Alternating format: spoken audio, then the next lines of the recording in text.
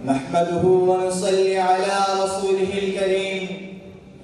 أما بعد فأعوذ بالله من الشيطان الرجيم لقد من الله على المؤمنين إذ بعث فيهم رسولا منهم خشک دلوں میں محبت کی ہوا لے آئے ہیں خشک دلوں میں محبت کی ہوا لے آئے ہیں ہم پیام امن و رحمت کی صدا لے آئے ہیں محترم سامعین حاضرین محفل عزیز طلبہ السلام علیکم ورحمۃ اللہ وبرکاتہ آج میں جس ذات اقدس کی سیرت اقدس کا ذکر کرنے کی جسارت کر رہا ہوں وہ ہستی ایسی ہے کہ جس کے ذکر پر دلوں کو سکون ملتا ہے جس کے اخلاق کا گواہ خود اللہ رب العزت ہے جس کی انگلی کے اشارے پر چاند دو ٹکڑے ہو گیا اس ہستی کی سیرت کے بے شمار پہلو ہیں اور ہر پہلو پر گھنٹوں گفتگو ہو سکتی ہے آج تک کوئی محدث کوئی مصنف کوئی مفسر مفکر اور کوئی مورخ مقرر ایسا پیدا نہیں ہوا جس نے رحمت عالم امن کے پیغمبر میرے اور آپ کے نبی خاتم النبیین صلی اللہ علیہ وسلم کی پوری سیرت کا احاطہ کیا ہو چنانچہ میں وقت کی نزاکت کو مد نظر رکھتے ہوئے صرف سیرت کے ایک پہلو پر روشنی ڈالوں گا اور وہ ہے امن و رحمت کے پیغمبر حضرت محمد صلی اللہ علیہ وسلم ارشاد باری تعالی ہے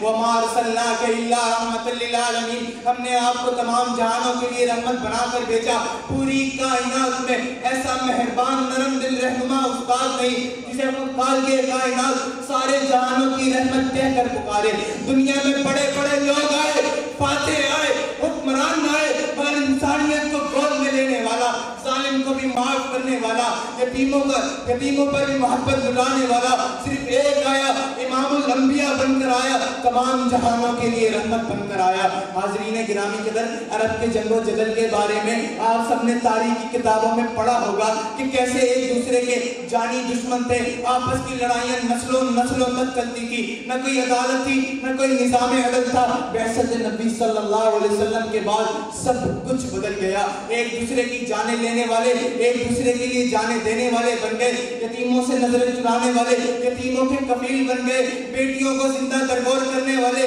بیٹیوں کو رحمت کہنے لگے کیسے میں عرض کروں یہ انقلاب امن سکھانے والے رحمت للعالمین کی محنت سے وبا ہوا جناب والا جب میں وادی طائف کے واقعے پر نظر ثانی کرتا ہوں حیران رہ جاتا ہوں وہی طائف والے جنہوں نے آپ پر تشدد کیا آپ کی دعوت کو ٹکرایا آپ پر اتنے ظلم و جبر کیے حتیٰ کہ آپ کے جوتے مبارک لہو لہان ہو گئے مگر پھر بھی رحمت للعالمین نے بدوا نہ دی فرمایا اے اللہ انہیں ہدایت دے یہ نہیں جانتے پتھر پڑے تو لبوں پر دعا ہی رہی